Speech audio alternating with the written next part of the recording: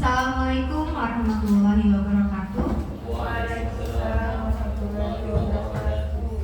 Terima kasih kepada Ibu Kepala Sekolah SD Negeri 1 Buha, dan terima kasih juga kepada Ibu dan Bapak Guru SD Negeri 1 Buha. Untuk hari ini Ulun ditugaskan untuk menyebarkan pemahaman dan pengalaman penerapan budaya positif. Ini adalah salah satu tugas guru penggerak angkatan 9. Sebelum memulai, Ulun minta kepada Ibu Kepala SD Negeri 1 Buha untuk memberikan arahannya.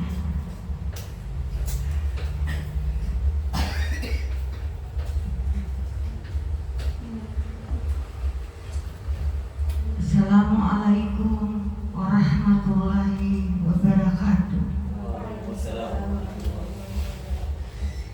Yang saya hormati Bapak-bapak dan Ibu-ibu guru SDN 1 Buha yang berbahagia. Alhamdulillah kita bersama-sama berkumpul pada hari ini untuk mengikuti kegiatan diseminasi calon guru penggerak angkatan 9. Senang rasanya dengan adanya pendidikan guru penggerak ini banyak pengetahuan baru yang diberikan. Untuk kegiatan hari ini, contohnya bisa berbagi informasi yang sangat bagus tentang budaya positif yang akan dipandu oleh Ibu Tri Ayu Ristiani selaku calon guru penggerak angkatan 9. Semoga diseminasi yang dipandu oleh Ibu Ayu bermanfaat dan bisa kita implementasikan di sekolah kita tercinta ini. Semoga kegiatan kita pada hari ini berjalan lancar.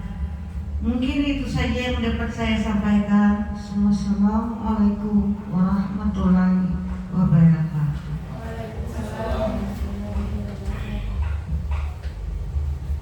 Terima kasih Ulun ucapkan kepada Ibu yang telah memberikan arahan.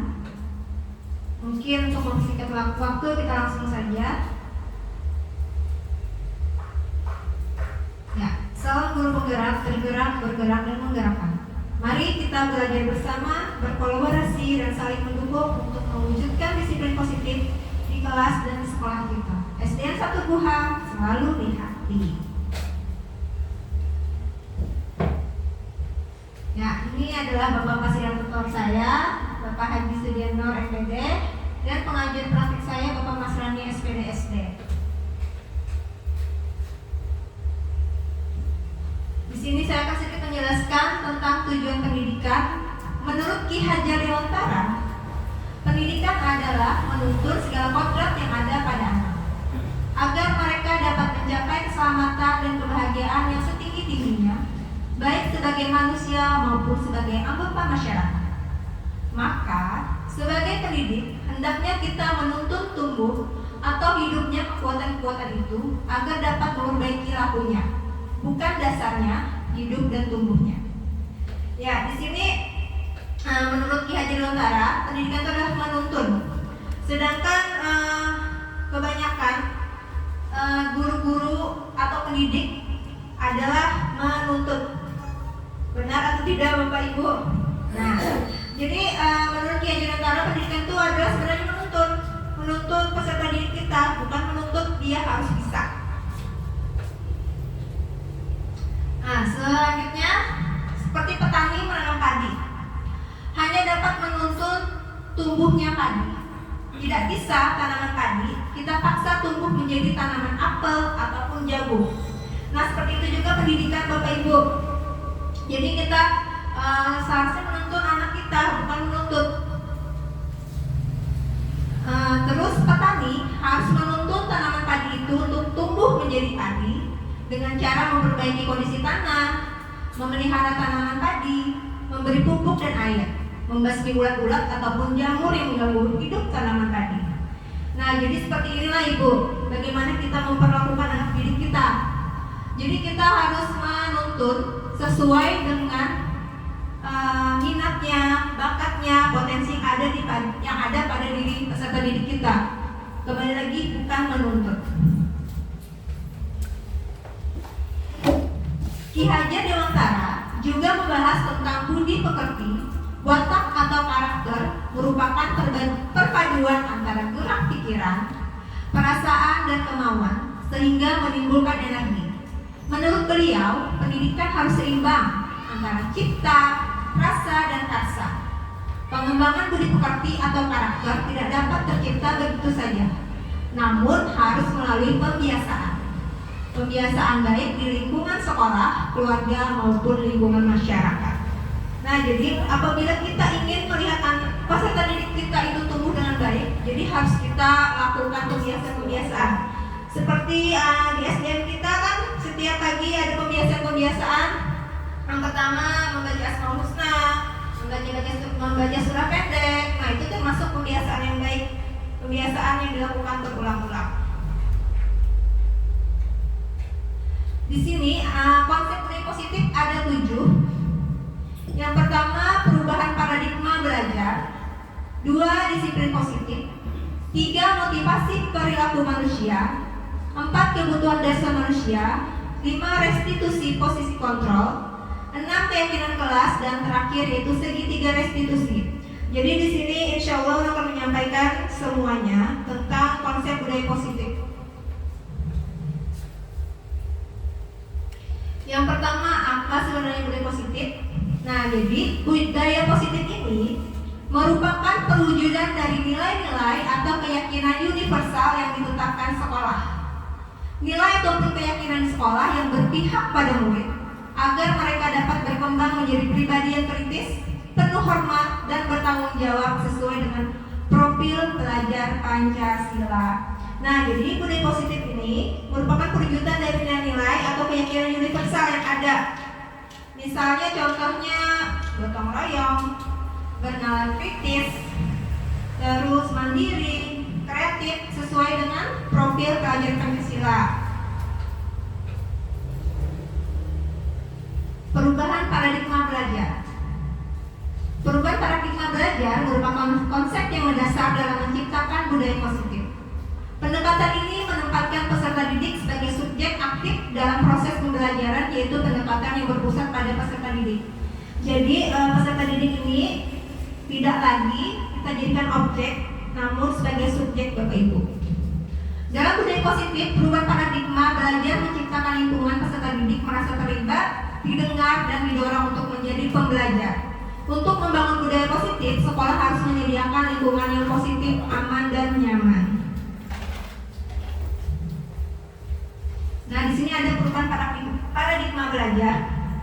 Pembelajaran dengan paradigma baru yaitu mengarah pada masa depan berkelanjutan, mendukung perkembangan kognitif dan karakter peserta didik, mempertimbangkan kebutuhan capaian belajar peserta didik, menyesuaikan konteks kehidupan peserta didik, dan terakhir membangun kapasitas belajar peserta didik menjadi pembelajar sepanjang hayat. Nah, karena adanya perubahan paradigma ini, semoga nanti peserta didik kita menjadi peserta didik yang lebih baik lagi. Ya, pembelajaran dengan paradigma baru ini dirancang berdasarkan prinsip pembelajaran yang terdiferensiasi sehingga setiap siswa belajar sesuai dengan kebutuhan dari tahap perkembangannya untuk mewujudkan profil pelajar Pancasila. Nah, ini pasti sudah Bapak Ibu kenal.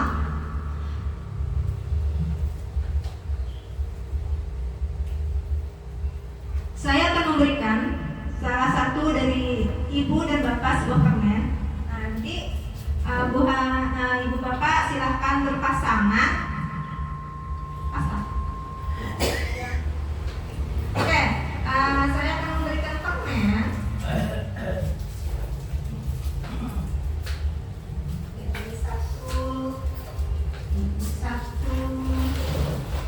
lima satu. Oke. Sekarang meminta, bayangkan kalau permen yang saya berikan tadi adalah sesuatu yang berharga untuk Bapak Ibu. Letakkan permen tersebut di salah satu tangan Bapak Ibu dan genggam permen tersebut. Anda genggam dengan segala daya kekuatan, buatlah kepalan. Lalu ulun ke tolong teman ibu atau bapak di samping akan mencoba membuka dengan sekuat tenaga dengan berbagai cara untuk meminta Anda memberikan benda tersebut. Dan ibu atau bapak boleh membujuknya, menghardik, merayu, meniup apa saja agar dapat membuka kepalan tangan Anda. Dan silahkan praktekkan.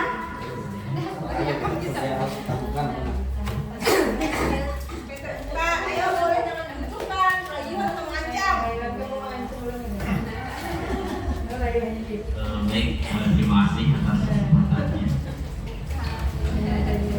Sebagaimana yang telah dijelaskan tadi, mungkin saya akan menggunakan cara membujuk juga. Ayo. Oke. Pak Gandhi.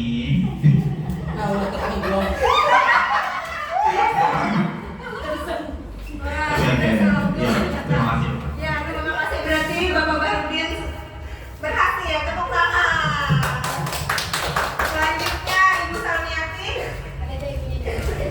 Oke, lanjut dengan Ibu Halimah dulu. Ayo Ibu, silakan Ibu bisa mengancam, membujuk, menghardik atau merayu. Ibu Halimah. Ibu Halimah yang omongan cantik. Ini ibu minta pamit bila diberi.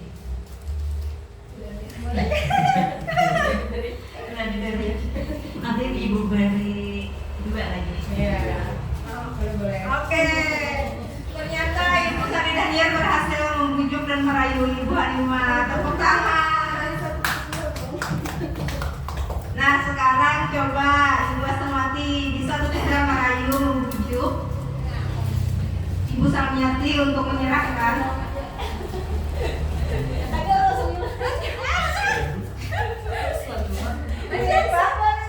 Biar berarti membujuk ya.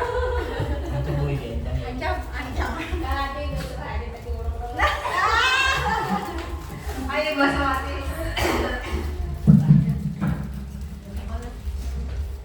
Bu Salmi, bolehkah ulur melihat isi yang kita nantikan? Boleh atau kada? Kenapa kalau boleh? Ibu Salmi keluar boleh. Oh rahasia. Berarti Sudah dibujuk rahasianya kalau boleh. Kalau boleh orang lain tahu lah. coba di slow. Boleh lah. Dirayu ada mempat. Dibujuk ada mempat. Nanti aku kasih imbalan bila akun yang membuka. Berapa ibu mau? Dua gantiannya ya. Iya, terima kasih. Terima kasih pulang buat kita semua. Dan ternyata di sini semuanya berhasil mendapatkan barang yang dibayangkan berharga tadi.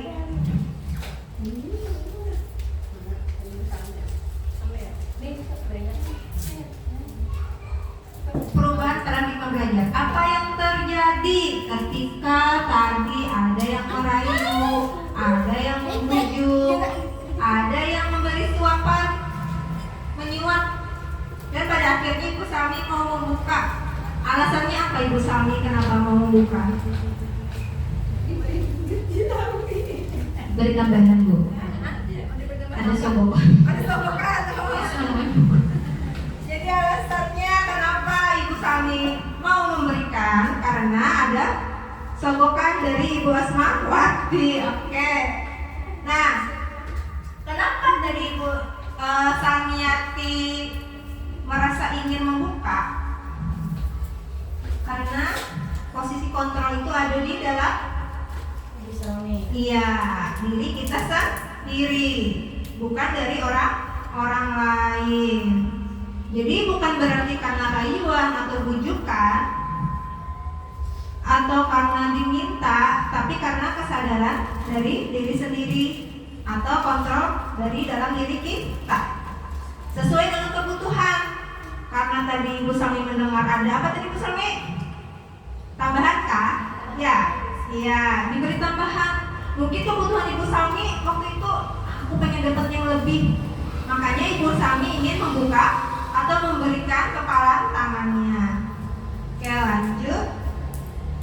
Nah, menurut teori kontrol, ilusi kontrol, Dr. William Glasser, ilusi, guru mengontrol murid. Nah, jadi bahwasanya kalau kita mengira kalau kita bisa mengontrol murid, itu hanya sebuah ilusi. Sebenarnya murid itu sendirilah yang memiliki posisi kontrol. Apakah dia mau, misalnya, apakah dia mau mengikuti saran kita, apakah dia mau mengerjakan tugas yang kita berikan. Itu posisi kontrolnya ada pada murid, bukan kita sebenarnya mengontrol. Lalu ilusi juga bahwa semua penguatan positif efektif dan bermanfaat. Misalnya tadi seperti Ibu Daniar dengan Ibu Halimah tadi, katanya ingin ditambah 2 lagi ya. Nah, itu penguatan positif sebenarnya, tapi dia mau membuka karena ada imbalannya, bukan dari dalam dirinya sendiri. Lalu yang ketiga yaitu ilusi juga bahwa kritik dan membuat orang merasa bersalah dapat menguatkan karakter. Malahan sebaliknya Bapak Ibu, kalau kita memberikan kritik yang pedas dan membuat peserta didik kita merasa bersalah, itu sebenarnya bukan menguatkan karakter mereka, namun bisa membuat perasaan mereka sedih, terus membuat mereka berpikiran macam-macam karena perkataan kita yang membuat mereka bersalah. Lanjut yaitu ilusi bahwa orang dewasa memiliki hak untuk memaksa.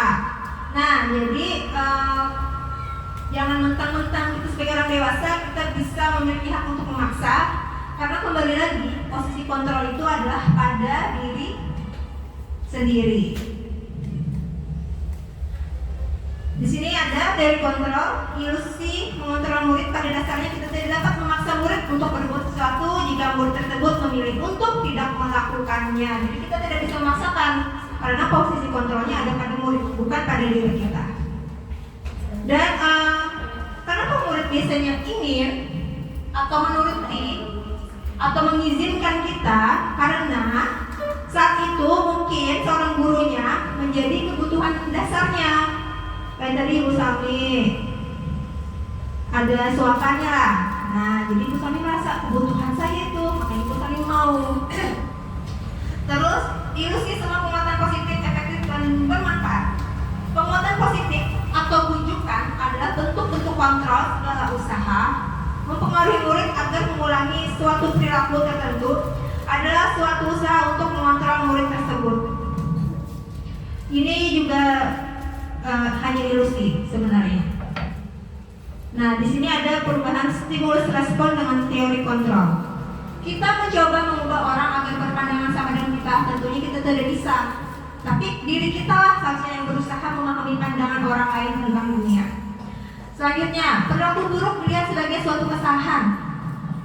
Kalau kita bisa mengontrol diri kita, semua perilaku memiliki tujuan. Walaupun kadang perilaku itu salah, pasti ada tujuannya. Terus orang lain bisa mengontrol saya. Nah, teori kontrolnya sebenarnya adalah hanya Anda atau diri ibu bapak sendirilah yang bisa mengontrol diri ibu bapak sendiri. Lanjut, saya bisa mengontrol orang lain. Teori kontrol yang sebenarnya adalah sebenarnya bapak ibu itu tidak bisa mengontrol orang lain. Kembali lagi karena posisi kontrolnya ada di dalam diri sendiri. Yang selanjutnya, pemaksaan ada pada saat bujukan gagal. Teori kontrolnya adalah kolaborasi dan konsensus menciptakan pilihan-pilihan baru. Lebih baik kita memberikan pilihan-pilihan baru daripada memaksa. Dan terakhir, model berpikir menang atau kalah. Di teori kontrolnya adalah model berpikir menang dan menang. Selanjutnya tentang disiplin positif. Disiplin berasal dari bahasa Latin disciplina, yang artinya belajar. Dalam budaya kita, makna kata disiplin telah berubah menjadi sesuatu yang dilakukan seseorang pada kepada orang lain untuk mendapatkan kepatuhan. Kecenderungan umum adalah menghubungkan kata disiplin dengan ketidaknyamanan, bukan dengan apa yang kita hargai atau pencapaian satu tujuan mulia. Jadi di sini biasanya Bapak Ibu pasti, kenapa sih harus disiplin? Pasti ada alasannya. Apakah itu alasannya memang benar? Kita itu menghargai atau ingin mencapai satu tujuan mulia, atau melakukan disiplin karena takut? Ayo Bu Lima.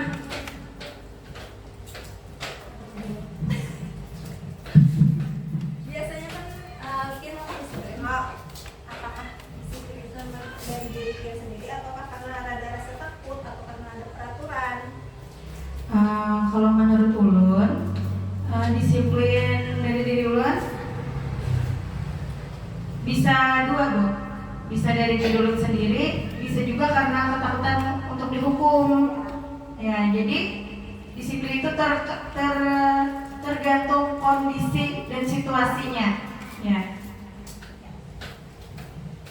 Ya, terima kasih untuk Ibu Halimah. Nah, jadi sebenarnya seharusnya yang kita lakukan, kita melakukan disiplin atau melakukan hal-hal yang baik itu bukan karena embel-embel takut, atau karena takut dihukum, atau karena dapat sesuatu, tapi kita melakukan disiplin itu tujuannya adalah untuk mencapai suatu tujuan mulia, dan kita memang menghargai dan menyadari dari diri kita sendiri. Nah, disiplin adalah kemampuan memerintah diri sendiri dalam mengontrol dan menguasai diri untuk memilih tindakan yang mengacu pada nilai-nilai yang kita hargai dengan penuh tanggung jawab tanpa terperintah dari orang lain. Nah, jadi kita harus sadar nih tentang misalnya walaupun itu peraturan, kita harus sadar kita memang harus melakukannya tanpa harus takut, ya, harus dipaksa. Dan nilai-nilai yang kita hargai adalah nilai kebijakan. Sifat positif manusia yang merupakan tujuan mulia ingin dicapai setiap individu, yaitu nilai-nilai dalam profil pelajar Pancasila. Misal, saya harus tepat waktu nih datang ke sekolah. Untuk apa? Karena apa? Supaya ada nilai apa yang kita tanamkan di situ. Ayo Ibu Asmawati. Misalnya kita tepat waktu, harus tepat waktu. Biasanya nilai apa yang terkandung di dalam tepat waktu itu, Bu Asma?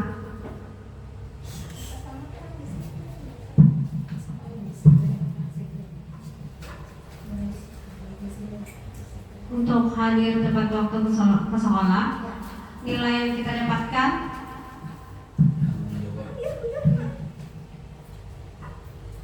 ya tanggung jawab, terus komitmen pada peraturan yang telah disepakati, misalnya pada keyakinan keras yang telah dibuat. Itu saja.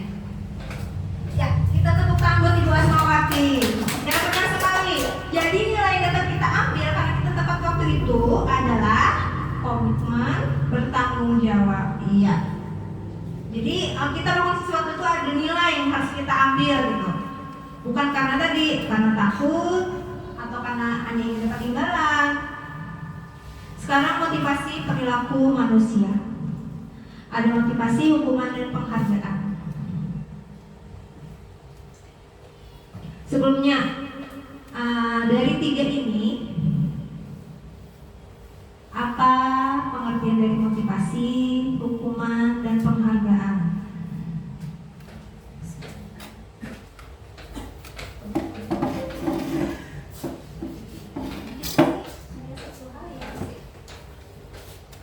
Oke. Untuk motivasi itu adalah suatu hal yang bisa berasal dari dalam atau dari luar, yang membuat kita, membuat saya semakin terdorong untuk melakukan suatu hal. Contohnya, misal saya akan melakukan kegiatan kebersihan, lalu motivasi dari luar itu datang dari seorang penyuluh yang mengatakan bahwasanya menjaga kebersihan itu akan berdampak positif bagi kesehatan kita sendiri.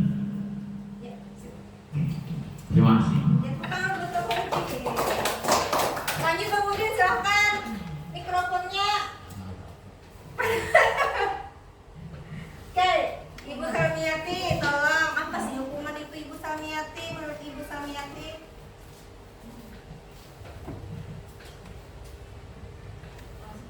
Silakan. Hukuman adalah suatu bentuk tindakan yang diberikan kepada individu atau kelompok atas kesalahan. Terus supaya tidak terulang kembali. Terima kasih Bu Samiyati. Bu Samiyati silakan. Lanjut ke begini. Ya, Bapak Gani silakan. Apa itu penghargaan Bapak Gani? Menurut Bapak Gani? Penghargaan kalau penghargaan menurut saya adalah apresiasi yang diberikan kepada salah satu individu yang entah itu mendapat nilai tinggi atau mendapatkan pelajarannya dia dapat melaksanakannya dengan baik. Mantap. Tepuk tangan buat kita semua. Oke, terima kasih untuk Bapak Udin, Ibu Samiyati, dan juga Bapak Gani. Nah, jadi Ian Dawson dalam bukunya Restructuring School Discipline menyatakan ada 3 motivasi perilaku manusia. Yang pertama, manusia itu melakukan sesuatu itu untuk menghindari ketidaknyamanan atau hukuman. Ini sebenarnya adalah tingkat terendah dari motivasi perilaku manusia. Biasanya orang yang motivasi perilakunya untuk menghindari hukuman atau ketidaknyamanan akan bertanya, apa yang akan terjadi apabila saya tidak melakukannya? Sebenarnya mereka sedang menghindari permasalahan yang mungkin muncul dan berpengaruh pada mereka. Nah, jadi untuk menghindari ketidaknyamanan atau hukuman ini adalah tingkat terendah dari motivasi perilaku manusia. Yang kedua, untuk mendapatkan imbalan atau penghargaan dari orang lain. Nah, ini misalnya, rajin-rajin lah supaya dapat penghargaan. Bisa. Nah, ini perilakunya untuk mendapatkan imbalan atau penghargaan dari orang lain. Orang dengan motivasi ini akan bertanya, apa yang akan saya dapatkan apabila saya melakukannya? Mereka melakukan sesuatu itu untuk mendapatkan pujian, hadiah, pengakuan, atau imbalan. Dan motivasi ini juga bersifat eksternal. Nah, jadi mereka akan melakukan sesuatu apabila ada imbalannya saja. Kalau gratis, tidak akan mau. Lanjut. Nah, yang terakhir, untuk menjadi orang yang mereka inginkan dan menghargai diri sendiri dengan nilai-nilai yang mereka percaya. Tadi seperti Ibu Asmawati bilang, datang tepat waktu bukan karena ingin mendapat pujian, bukan karena ingin mendapat imbalan atau penghargaan, tapi Ibu Asmawati itu menghargai diri sendiri karena dengan nilai-nilai yang Ibu Asmawati percaya, yaitu komitmen dan bertanggung jawab. Jadi orang dengan motivasi ini akan bertanya, akan menjadi orang seperti apa apabila saya melakukannya. Mereka melakukan sesuatu karena nilai-nilai yang mereka yakini dan hargai. Dan mereka melakukannya karena mereka ingin menjadi orang yang melakukan nilai-nilai yang mereka yakini tersebut. Ini adalah motivasi yang akan membuat seseorang memiliki disiplin positif. Karena motivasi berperilakunya bersifat internal, bukan eksternal. Jadi kesadaran dirinya sendiri. Oke, di sini konsep disiplin dengan identitas gagal dihukum oleh penghargaan. Sebenarnya penghargaan itu secara tidak langsung bisa disebut dengan hukuman. Karena apa? 1. Pengaruh jangka pendek dan jangka panjang. Kenapa ulun sebut penghargaan ini bisa dikatakan sebagai hukuman? Terkadang anak kalau terbiasa dengan memberi sesuatu, atau misalnya permen, atau misalnya makanan, dia akan bertanya, Bu, kalau hari ini kita dapat apa? Kalau bisa menjawab, benar atau tidak? Nah, jadi sebenarnya penghargaan itu bisa disebut juga dengan hukuman, dan pengaruhnya itu jangka pendek, tidak akan lama. Terus penghargaan mengurangi ketepatan, penghargaan tidak efektif, dan penghargaan merusak hubungan. Karena bagi siswa yang lain yang tidak dapat penghargaan tersebut, atau bagi siswa lain yang tidak dapat permen tersebut, pasti akan merasa sedih, kecewa.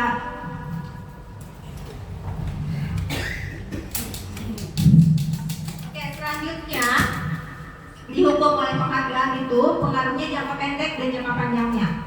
Penghargaan berlaku untuk mendapatkan seseorang melakukan sesuatu dalam jangka waktu pendek kalau dihukum oleh penghargaan. Jika kita menggunakan penghargaan lagi dan lagi, maka orang tersebut akan bergantung dengan penghargaan yang diberikan serta kehilangan motivasi dari dalam dirinya. Jadi dia melakukan sesuatu itu tidak keinginan dirinya sendiri, tapi karena hanya ingin karena mendapatkan penghargaan tersebut. Selanjutnya, jika kita mendapatkan penghargaan untuk melakukan sesuatu yang baik, maka selain kita senantiasa berharap mendapatkan penghargaan tersebut lagi, kita pun menjadi tidak menyadari tindakan baik yang kita lakukan. Selanjutnya, penghargaan merusak hubungan. Ya, seperti yang Guru jelaskan tadi, karena ada peserta didik yang lainnya yang tidak dapat, mungkin dia akan merasa kecewa dan sedih. Konsep disiplin dengan identitas gagal dan identitas sukses. Oke, apabila kita memberikan hukuman sebenarnya kepada anak, itu termasuk identitas gagal. Kenapa gagal? Karena dari hukuman itu, murid atau anak belajar menyembunyikan kesalahan. Jadi murid kita akan takut mengakui kesalahan, karena ketika dia mengakui pasti ada hukuman. Terus selanjutnya, mencoba mengontrol anak dengan penguatan negatif, membayar impas kesalahan. Misal ada anak melakukan kesalahan, awas ya, karena berdiri di tiang bendera misalnya. Nah, jadi itu adalah identitas gagal. Dampak pada muridnya, murid bisa marah, merasa bersalah, rendah diri, dan mengasingkan diri. Bahkan terkadang ada murid yang merasa malu, itulah karena dihukum.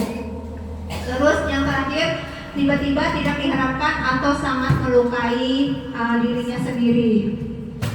Kalau yang namanya konsekuensi, misalnya karena dia terlambat, misalnya mengikuti jam pelajaran olahraga, karena terlambat, kata Bapak Badrudin, lari keliling lapangan 1 kali. Apakah itu hukuman atau konsekuensi Bapak Udin?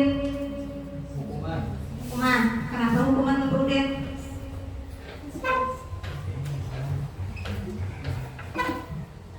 Karena menurut saya itu adalah sebuah akibat dari keterlambatan dia.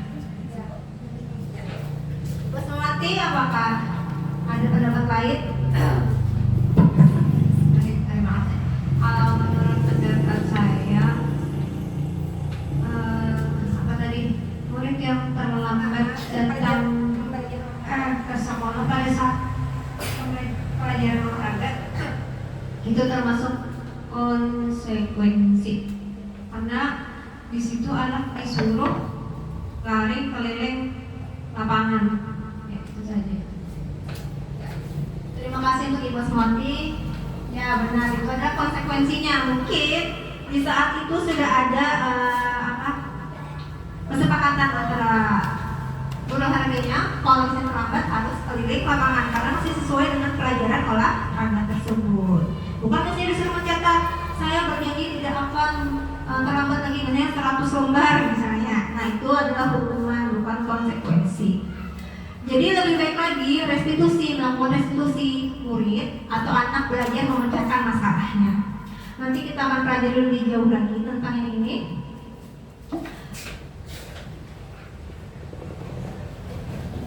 Nah, di sini ada kalimat 7 kalimat. Ulun minta Bapak Ibu bisa menjawabnya. Apakah kalimat atau tindakan guru yang dilakukan guru ini hukuman, sanksi, atau sebuah konsekuensi yang dilakukannya? Silahkan Ibu Salidahrian.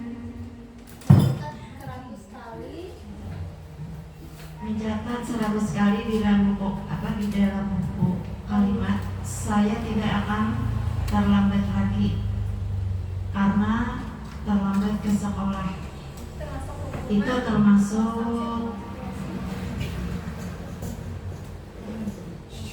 hukuman. Ya, benar sekali, itu termasuk hukuman. Ayo Ibu Halimah. Lari mengelilingi lapangan basket 2 kali karena terlambat hadir ke sekolah. Itu juga merupakan menurut saya itu juga merupakan hukuman karena dia terlambat ke sekolah dan juga dihukum untuk mengelilingi lapangan basket 2 kali. Ya, sesuai. Terima kasih kepada Ibu Halimah. Selanjutnya Ibu Asmawati. Murid diminta untuk push up 15 kali karena tidak menggunakan masker ke sekolah. Itu menurut saya termasuk hukuman.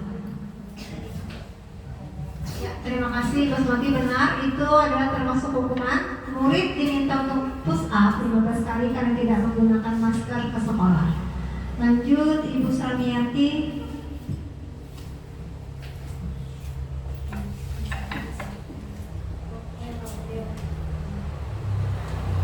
Menggantikan kertas tugas teman yang telah dicoret-coret. Itu sanksi, Bu? Sanksi atau konsekuensi?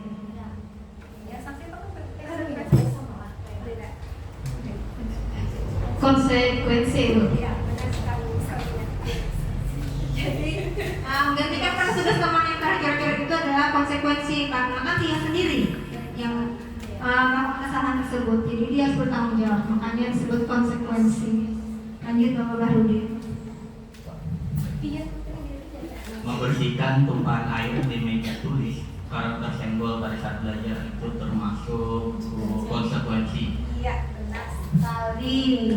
Karena dia sendiri yang melakukan walaupun tidak sengaja, tapi dia harus bertanggung jawab untuk membersihkan tumpahan air di meja. Lanjut Bapak Gani. Meminta murid tidak mengenakan sepatu seharian di sekolah karena tidak mengenakan sepatu hitam itu termasuk konsekuensi. Benar atau tidak? Konsekuensi Bapak Ibu meminta murid tidak mengenakan sepatu seharian di sekolah karena tidak mengenakan sepatu hitam. Konsekuensi, sanksi atau hukuman?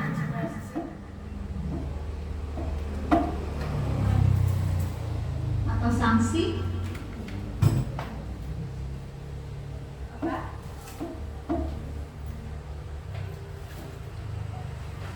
Meminta murid tidak mengenakan sepatu sehari di sekolah karena tidak mengenakan sepatu hitam. Hukuman. Ibu Asmawati? Ibu Salmiati?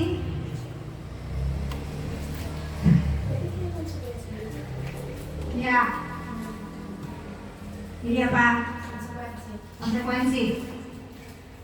Karena tidak mengenakan sepatu tidak mengenakan sepatu warna hitam, makanya konsekuensinya dia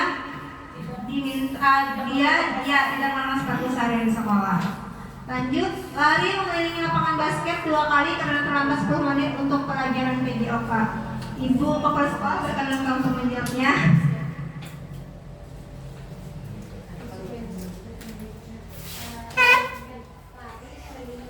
Lari mengelilingi lapangan basket 2 kali karena terlambat 10 menit untuk pelajaran PJOK.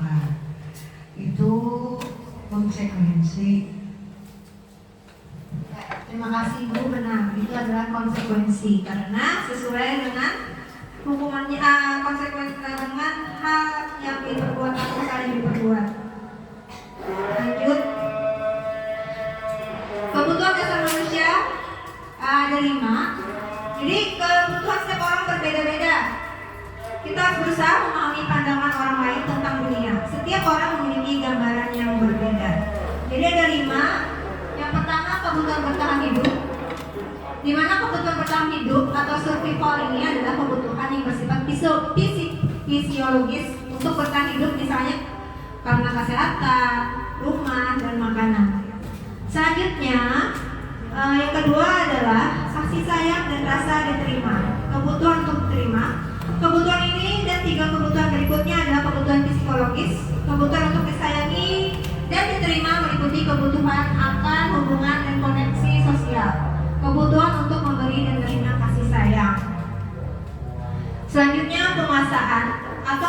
pengakuan atas kemampuan. Kebutuhan ini berhubungan dengan kekuatan untuk mencapai sesuatu, menjadi kompeten, menjadi terampil, diakui atas prestasi dan keterampilan kita, didengarkan dan memiliki rasa harga diri. Selanjutnya, kebebasan, kebutuhan akan pilihan. Kebutuhan untuk bebas adalah kebutuhan akan kemandirian, otonomi, memiliki pilihan dan mampu mengendalikan arah hidup seseorang. Anak-anak dan kebutuhan kebebasan yang tinggi menginginkan pilihan. Mereka perlu banyak bergerak, suka mencoba-coba, tidak terlalu terpengaruh orang lain, dan senang mencoba hal baru dan menarik. Selanjutnya, adalah kesenangan. Kebutuhan akan kesenangan adalah kebutuhan untuk mencari kesenangan, bermain, dan tertawa. Bayangkan hidup tanpa kenikmatan apapun, betapa menyedihkan. Leser menghubungkan kebutuhan akan kesenangan dengan belajar. Nah, makanya kalau bisa nanti dengan peserta didik untuk kebutuhan kesenangannya terpenuhi, bisa saja sekali-kali nanti belajar sambil bermain, atau bisa sekali-kali nanti belajar di luar ruangan kelas. Selanjutnya tentang keyakinan kelas. Keyakinan kelas adalah nilai-nilai kebajikan universal yang disepakati secara tersirat dan tersurat, lepas dari latar belakang suku, negara, bahasa, maupun agama. Seseorang akan lebih tergerak dan bersemangat untuk menjalankan keyakinannya daripada hanya sekedar mengikuti serangkaian peraturan tertulis tanpa makna.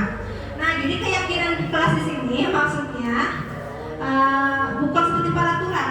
Kalau peraturan kan biasanya cuma dari satu pihak, kita sendiri yang membuat. Kalau keyakinan kelas ini ada dua pihak. Contohnya seperti kita membuat keyakinan kelas bersama peserta didik kita. Jadi ada ide-ide dari peserta didik kita.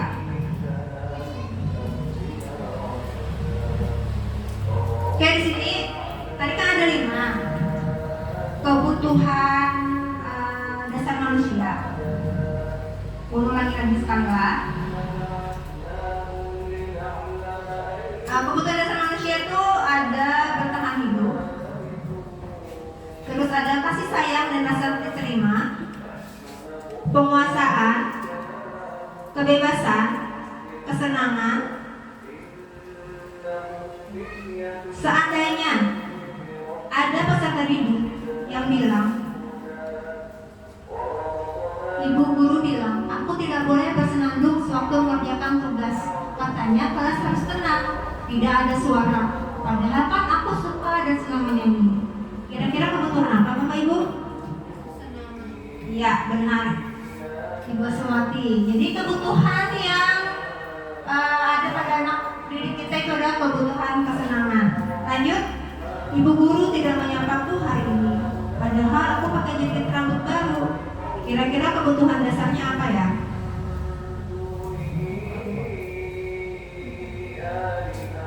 Nah, ibu guru tidak menyapaku hari ini. Padahal aku pakai jaket baru. Tadi ada 5, kesenangan kah, kebebasan, kekuasaan, atau kasih sayang dan rasa diterima. Kebutuhan. Kebutuhan apa? Merasa senang. Merasa senang atau kasih sayang dan rasa terima ya lah. Nah, iya. Kita lanjut. Aku bosan. Masa pelajarannya cuma gitu-gitu aja? Dengerin ibu guru aja. Ayo kebutuhan apa ya?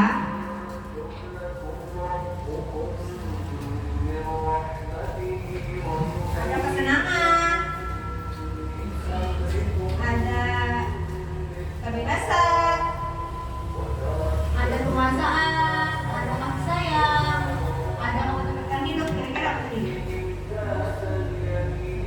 Bosan, senangan, buat semangati.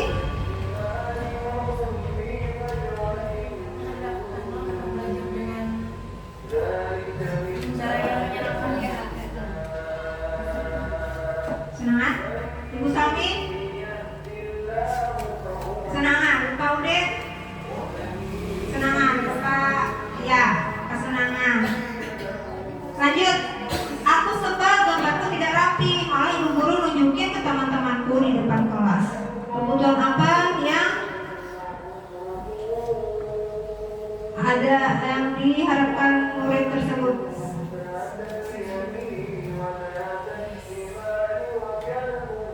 Adalah ya penguasaan atau kebutuhan kemampuan atas kemampuan. Selanjutnya restitusi posisi kontrol. Jadi sebenarnya ada 5 posisi kontrol yang ada pada diri seorang guru.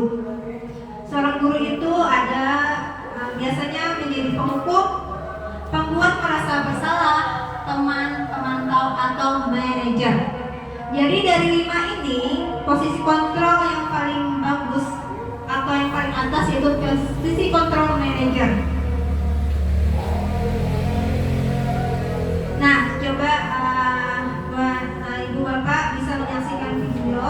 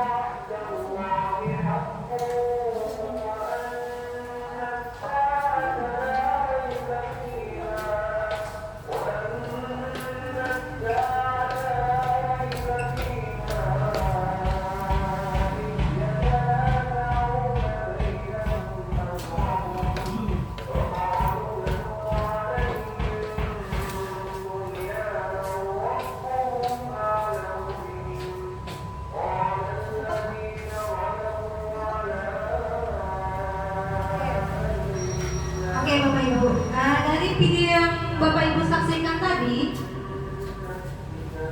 apakah ada permasalahan apa yang dihadapi anak tersebut? Iya, bosan.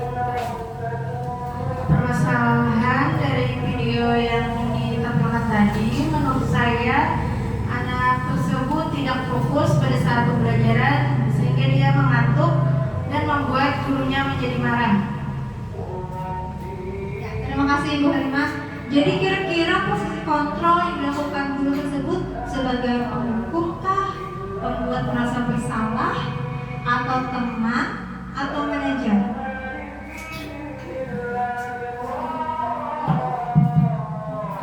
Berarti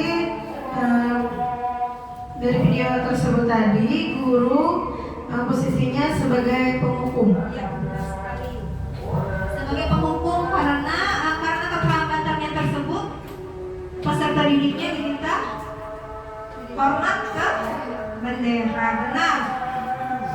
Jadi yang seperti menjelaskan tadi, posisi kontrol itu ada 5. Ada penghukum, pembuat merasa bersalah, teman, pemantau, dan manajer. Yang Bapak Guru lakukan tadi di video tadi adalah sebagai penghukum posisi kontrolnya. Nah, untuk lebih jelasnya di sini ada video tentang kasus murid yang terlambat dengan kelima posisi kontrol restitusi. Silahkan Bapak Ibu lihat. Jadi di video ini langsung 5 contohnya bagaimana itu seorang guru memposisikan dirinya sebagai penghukum, sebagai pembuat merasa bersalah, sebagai manajer, dan sebagai apa tadi pemantau.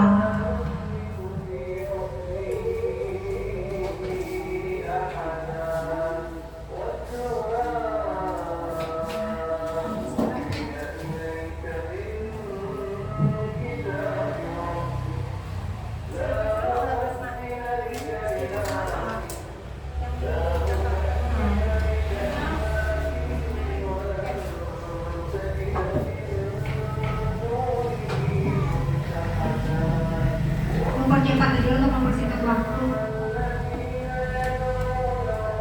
Nah, jadi di sini peserta didiknya terlambat.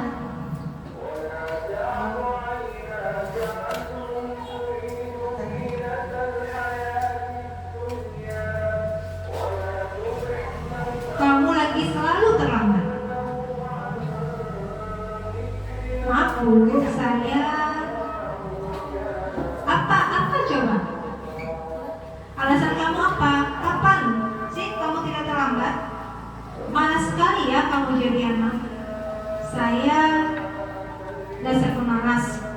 Ya kapok-kapok sudah berapa kali kamu terlambat. Sana, kamu keliling lapangan basket 2 kali. Nah,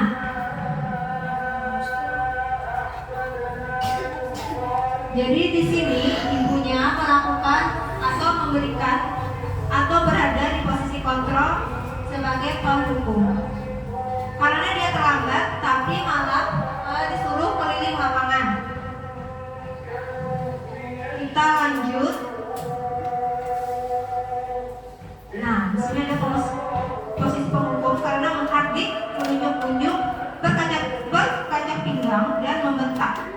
Hukuman verbal atau fisik. Jadi ada dua-duanya, sudah verbal dan fisik lagi karena disuruh berlari.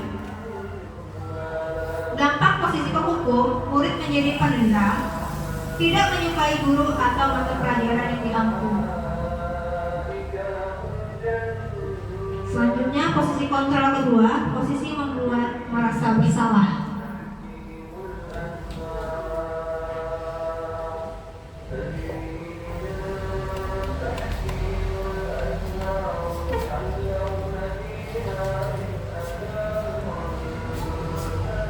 Senang ya bikin ibu susah. Kamu terlambat lagi, nanti ibu yang ditunggu bapak ke sekolah, nak.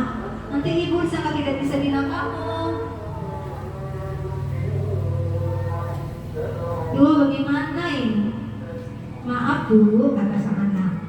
Duh Gusti, nare. Kamu suka ya kalau ibu ditunggu bapak kepala sekolah? Terus sekarang ibu harus tulis apa ini di buku absen? Ini kamu sudah sering loh terlambat. Ibu harus apa coba? Maaf Bu, maaf sekali, kata si Naret. Ya sudah, lain kali jangan bikin ibu susah lagi ya nak ya. Ibu tidak akan kuat dulur bapak kepala sekolah. Ibu bisa jantungan, kata sang ibu gurunya. Nah, jadi di sini adalah contoh posisi kontrol pembuat merasa bersalah. Lanjut, ini adalah teman atau pemantau. Kita lihat ini. Naren.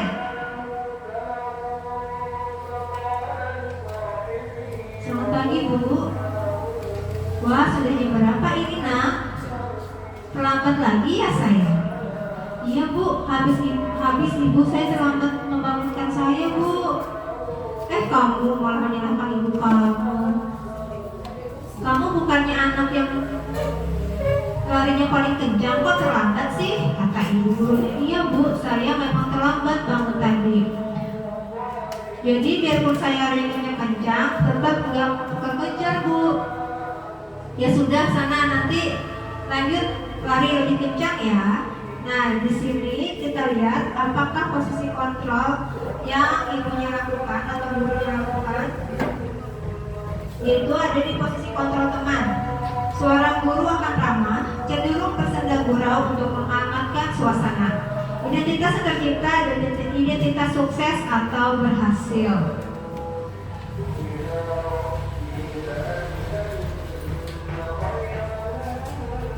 Selanjutnya, namun perlu diingat karena ini masih dorongan Jadi murid akan bergantung pada satu orang, murid tidak mandiri dan tidak bisa berpikir untuk diri sendiri.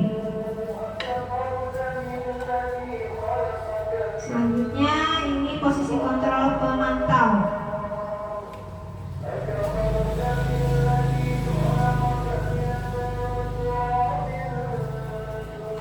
Selamat pagi Bu. Naren, apa peraturan sekolah kita tentang jam berapa kita harus masuk ke sekolah, Nak? Nah, jadi di sini ibunya bertanya kepada Naren. Sudah tahu konsekuensinya? Naren sudah tahu konsekuensinya jika terlambat. Paham Bu, kata Naren. Jadi di sini ibunya hanya memantau saja.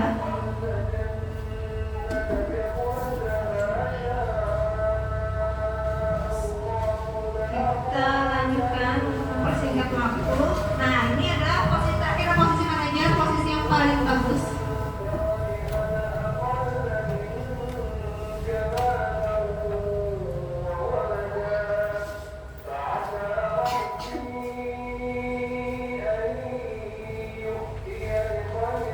Nah, yang pertama ibunya lakukan adalah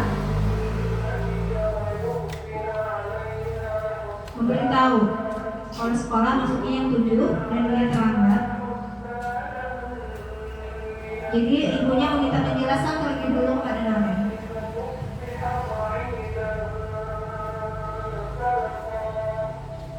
Lalu bertanya kepada Naren,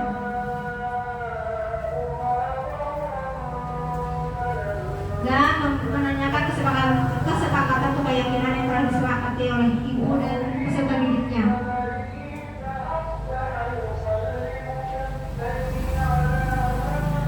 Lalu Naren sendirilah yang mencari solusi dari masalah yang dilakukan. Baik, kalau Naren lupa menyetel alarm di rumah, ada orang yang kira-kira bisa bantu mengingatkan Naren? Ada Bu, kakak saya, Kak Emma, kakak. Nah, itu solusi dari Naren. Jadi Naren bisa menemukan solusinya sendiri. Itulah posisi kontrol sebagai manajer. Jadi anaknya atau peserta didiknya lah yang mencari solusi dari kesalahannya. Kita lanjutkan perenungan waktunya. Nah, di sini contoh penerapan 5 posisi kontrol. Kasus siswa tidak memakai atribut lengkap satu pencara bendera.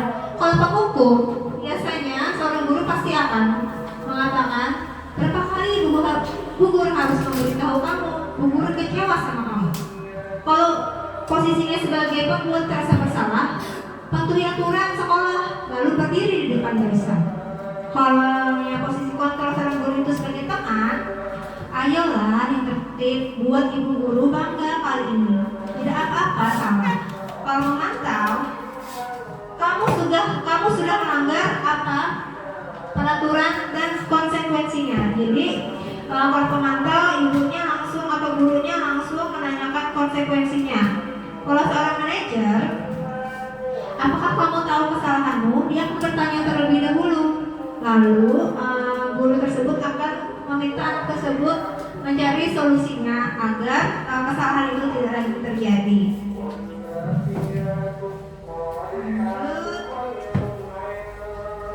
Nah, jawaban pertanyaan-pertanyaan berikut kita jawab bersama-sama sajalah. Mengapa kita memiliki peraturan tentang penggunaan helm pada saat mengendarai kendaraan roda 2 atau motor?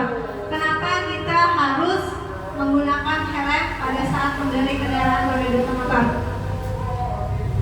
Kenapa?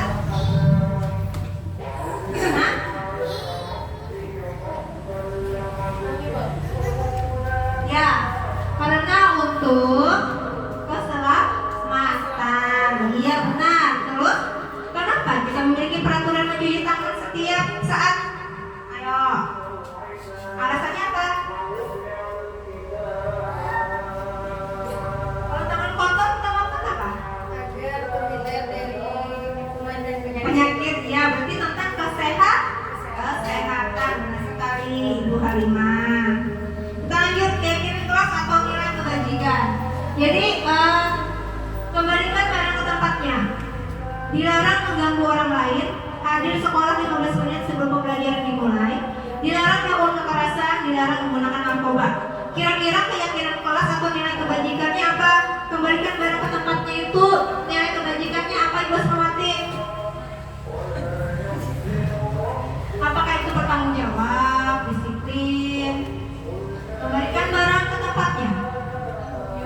Iya, benar, bertanggung jawab. Kalau dilarang menuntut orang lain,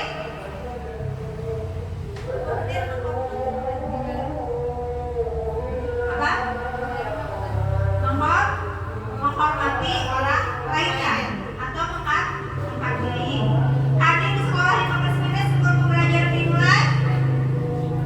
Ya, disiplin boleh. Apalagi Ibu Semati?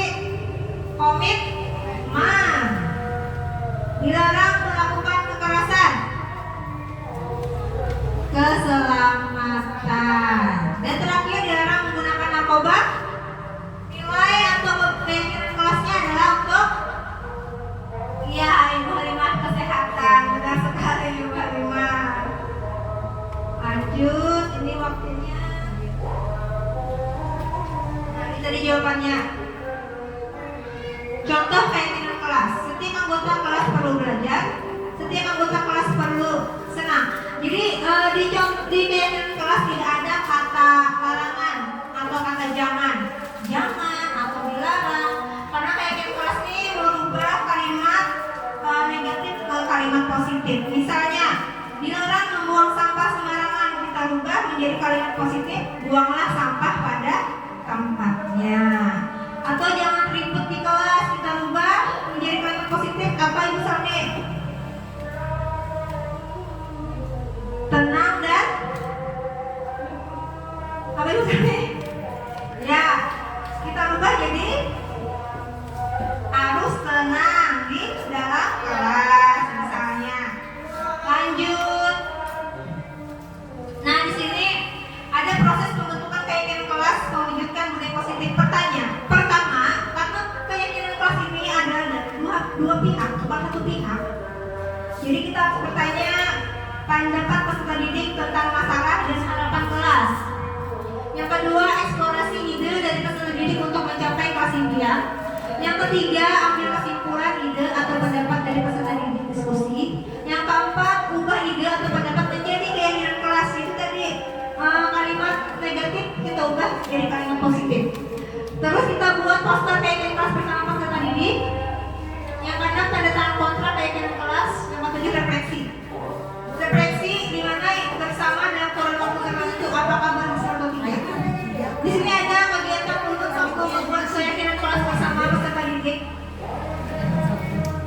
Jadi mereka bersama-sama mengerjakan, tidak hanya saya pribadi yang membuat.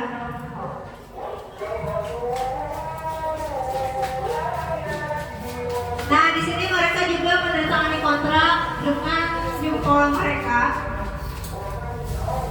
Selanjutnya, segitiga restitusi. Nah, di sini adalah sebuah cara menanamkan disiplin positif pada murid. Pengertian restitusi adalah proses menciptakan kondisi bagi murid untuk memperbaiki kesalahan sehingga mereka bisa kembali pada kelompok mereka dengan karakter yang lebih kuat. Jadi di sini segitiga restitusi ini atas kesadaran dirinya sendiri dan solusinya itu dari dirinya sendiri. Ciri-ciri restitusi adalah bukan menebus kesalahan, namun mereka itu bisa belajar dari kesalahan. Dan peserta didik juga bisa memperbaiki hubungan, tawaran, bukan paksaan. Menuntun untuk melihat ke dalam diri, mencari kebutuhan dasar yang mendasari tindakan, fokus pada karakter bukan tindakan, lalu menguatkan pada fokus pada solusi. Lanjut, ini ada segitiga restitusi itu ada 3. Yang pertama, seorang guru itu harus menstabilkan identitas orang yang melakukan kesalahan tersebut. Lalu yang kedua adalah validasi tindakan yang salah. Jadi kita memvalidasi tindakan peserta didik kita. Yang terakhir, menanyakan keyakinan, yaitu menanyakan keyakinan memiliki motivasi internal. Di sini ada video ulun ketika praktik baik menggunakan segitiga restitusi, tapi sayang sekali suaranya tidak bisa.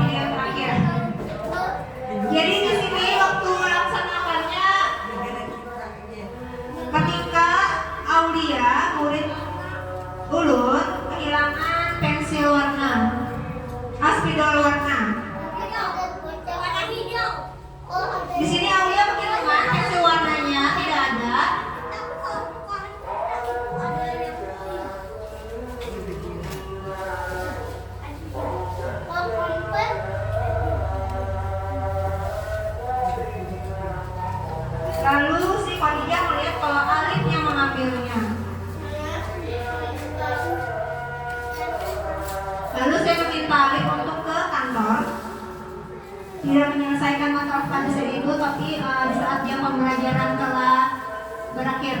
Nah, jadi di sini yang pertama saya lakukan adalah saya melakukan memvalidasi tindakan yang salah terlebih dahulu. Setelah saya validasi di sini saya menanyakan ingat atau tidak, atau dia sadar atau tidak setelah melakukan kesalahan pada saat itu. Setelah selesai saya validasi, lanjut saya menstabilkan identitas.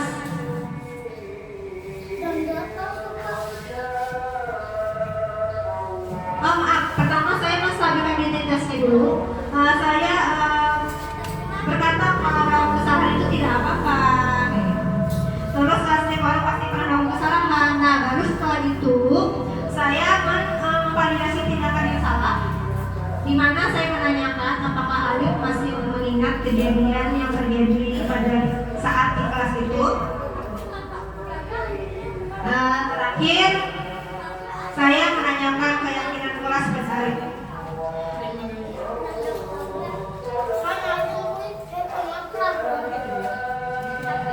Oke, silakan lihat videonya dulu.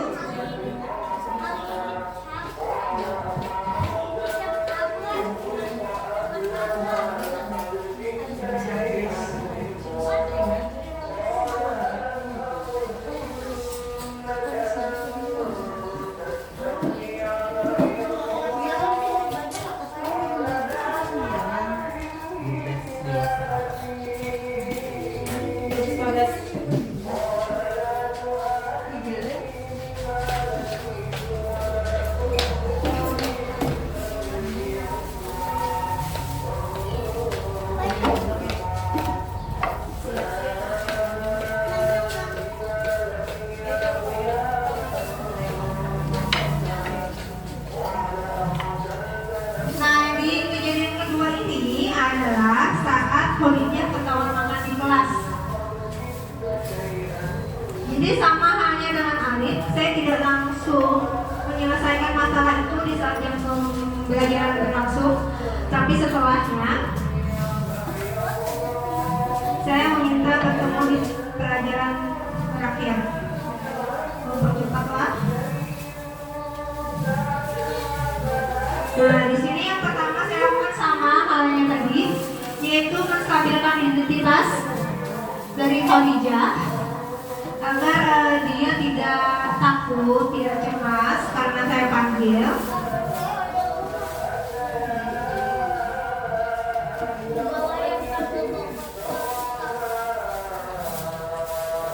Lalu yang kedua sama halnya tadi, saya memvalidasi tindakan yang salah. Saya menanyakan kembali kesalahan apa yang telah Khadijah perbuat sampai saya panggil.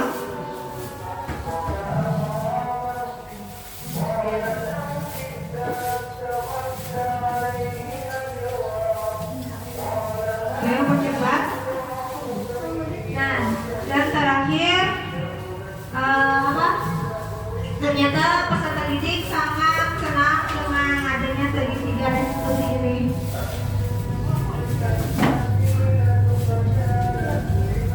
Ya, ini adalah video terakhir tentang segitiga restitusi, tentang budaya positif. Jadi semoga apa yang saya berikan pada hari ini, informasi yang saya berikan pada hari ini, semoga bermanfaat untuk ibu dan bapak. Semoga bisa diterapkan. Nanti lain kali mungkin kita bisa juga atau nanti di Google ya kita lanjutkan. Mungkin sampai di sini.